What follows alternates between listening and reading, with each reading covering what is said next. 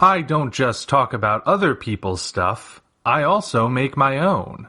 Books in particular. To date, I have 4 books you can check out on Amazon. Operation Red Dragon: The Daikaiju Wars Part 1, Occult Mafia, Emerald of Maddox City, and the short story collection Assorted Absurdities, Tales of Kaiju Punk and Other Genres. Hop on down to the description for Amazon links to all 4 books. Enjoy whichever ones you read, and enjoy the video. Hello, ladies and gentlemen. I am the Omni viewer, and in order to bring this 3-part epic to a close, we must journey through the last era of Star Trek's theatrical run, known to many as the Kelvin timeline. At least there are only 3 posters to deal with this time. Hopefully that means this one will be shorter. You assume that I won't have much to say about these posters. And maybe I won't, but there's only one way to find out, so let's dive in. We begin with Star Trek 2009 and a poster that doesn't seem like it has much to it at first glance. It's a monochrome poster where all we see is a vague outline of the new Enterprise design made somewhat blurry by the streaking lines that surround it. Obviously, this is meant to invoke images of the Enterprise zooming towards us at warp speed, but in a style that almost looks like a Rorschach test. No finer details, no color variation, no sense of where we are or what our objective is, just black shapes on a white canvas that form the impression of a familiar ship. Might not seem all that impressive at a glance, but there might be a bit more at work here. I think the intention is to create an atmosphere of mythology and reverence. Looking at the image, the impression one gets is that we are not truly looking at a physical object. The fuzzy outline and lack of detail make the Enterprise seem ethereal, maybe even a bit spectral. This is a glimpse of something mythic, something revered around the world. At the risk of coming across as blasphemous, you can almost equate it to a painting of Jesus Christ in which he is semi-backlit, streaks of light shining around him as he ascends to heaven. Now obviously there's an entire galaxy of difference between Jesus Christ and the Enterprise, but I do think the intention is still the same. The Enterprise is being treated with a sense of reverence and grandeur. Yeah, but other posters have done stuff like that before, only they did it with color. Why did this one decide to go all washed out? Probably to reflect the Apple Punk aesthetic. Apple Punk? Yes, Apple Punk. You got a better name? I guess it's accurate. Anyway, you got anything else to say about this one? Can't say as I do, so we may as well go on to the sequel, Star Trek Into Darkness. I suppose it's worth noting that there are actually 3 one-sheets that made the rounds for this controversial sequel. The first one is this image that shows Benedict Cumberbatch's non-twist incarnation of Khan standing atop a pile of rubble that appears to have been punched out of this wall, forming the Starfleet insignia. Kong faces away from us as he looks at a futuristic city that appears to be in the middle of an attack. This poster is incredibly boring. First of all, there are dozens of modern movie posters that look exactly like this, and the only thing which sets the Star Trek one apart is the incorporation of the logo. The lack of color is also a detriment. With the previous poster, you could at least say the black and white patterns contrast with each other. This is all just gray with a tiny bit of orange at the bottom edges that contribute nothing. Add to that a lot of unfilled negative space up top, and you're left with something empty and bland. There's a similar poster which has Khan facing forward, but without the incorporation of the Starfleet insignia, so it's even less recognizable as Star Trek than the other one. What many consider the main one-sheet, however, is this one, an image that shows the Enterprise plummeting out of orbit as smoke billows from its damaged hull. While it may be more recognizable as a Star Trek poster thanks to the presence of a ship, we once again find ourselves faced with something generic, except this time it's generic by Star Trek standards. All we're seeing here is the Enterprise crashing without any context. The only intriguing thing about it is that we don't know why it's crashing, which is meant to generate a sense of mystery. Yeah, this was a J.J. Abrams production, so the advertising leaned heavily into the mystery. Or at least it tried to. In theory, we're supposed to wonder what happened to the Enterprise and thus go to the theater to find out. The problem there is that this only works in context of the marketing. Without that context, it's just a shot of the Enterprise crashing and burning, much like the movie wound up doing upon release. It ultimately doesn't tell us anything, yet still expects us to be interested by what it's not showing us. Also, for a movie entitled Into Darkness, that's a very well-lit poster.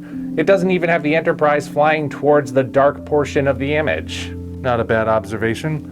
Bottom line, this movie didn't have the best posters, and that can be traced back to the mystery box J.J. Abrams insists on carrying around with him. The result was a series of posters that were boring to look at. Okay, home stretch, just one more to go. Let's see if we can find any improvements with the posters for Star Trek Beyond. Yet again, there were several posters which made the circuit, including some styled after the motion pictures poster.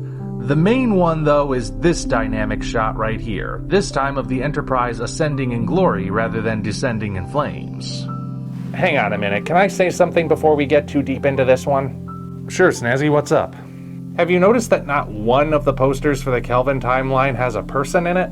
The three main posters only show the Enterprise in some way, with not a single member of the crew to be seen. The original posters struck a balance between the characters and the ships, and the next-gen posters de-emphasized the ships to prominently display the characters. But these are entirely focused on the Enterprise. You think there's something to that?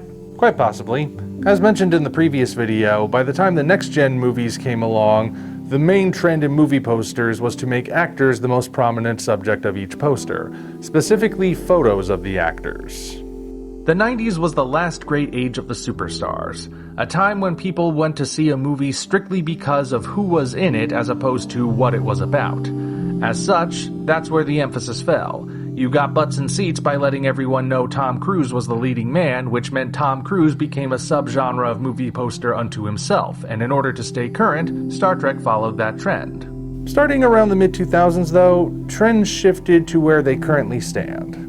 People still have their favorite actors, sure, but the big selling point today is franchises, not stars. Now the emphasis is on the concept of the film. You don't just have the actors playing the Avengers in an image, you have them in costume standing amidst the rubble in the heat of battle. You don't show Millie Bobby Brown's face taking up half the poster, you have her as practically a speck staring at a dramatically lit Godzilla. Star Trek also followed this trend. While there are some posters that show the actors, the main images are of the Enterprise in some form, because the Enterprise is one of the most recognizable things about Star Trek. As long as you can see the ship, you know what franchise you're supporting. Of course, how this affects the general quality of modern one-sheets is a topic best saved for another day. Naturally. Okay, I was just wondering. Please continue. That I shall. So after Star Trek Into Darkness was lambasted by fans and critics alike, Star Trek Beyond was a last-ditch attempt to course-correct and make the Kelvin timeline feel more like true Star Trek. We can see that reflected in this main poster and how it's the exact opposite of the main Into Darkness poster.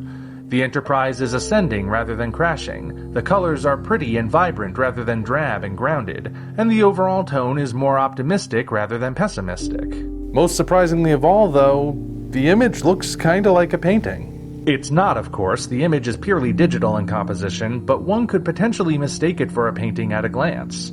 This harkening back to the older style coupled with the overall tone and composition make it feel like an authentic Star Trek one-sheet.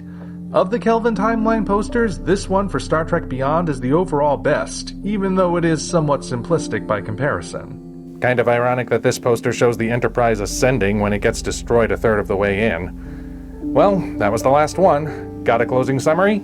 Only always. I chose to cover the Star Trek series specifically because I think it provides a good example of how much movie posters have changed over time. Here we have three different eras represented by three different trends, but what makes Star Trek distinct is how it has a legacy to uphold. The original posters followed certain trends, but also established a particular style and tone unique to the series. As such, everything which followed attempted to maintain that standard while still following changing trends. It's a juggling act of trying to be modern and traditional simultaneously, with varying degrees of success.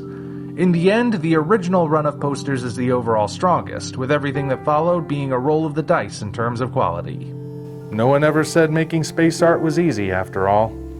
Until such time as we meet again, this is the Omni Viewer signing off.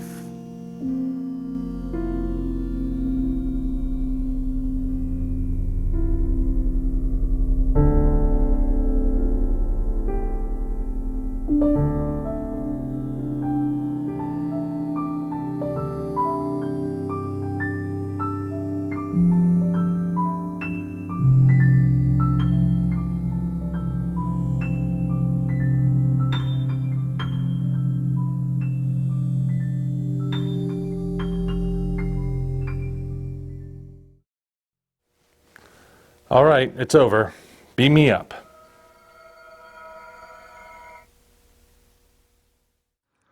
Congratulations, you reached the end. If you enjoyed this video, you might want to consider supporting us on Patreon. Of course, the other way to support us is to go to Amazon and check out our books, Operation Red Dragon, The Daikaiju Wars Part 1, The Occult Mafia, Emerald of Maddox City, and Assorted Absurdities, Tales of Kaiju Punk and Other Genres. Also check the description for links to DeviantArt and other platforms we operate. Thank you all for watching. We'll see you next time.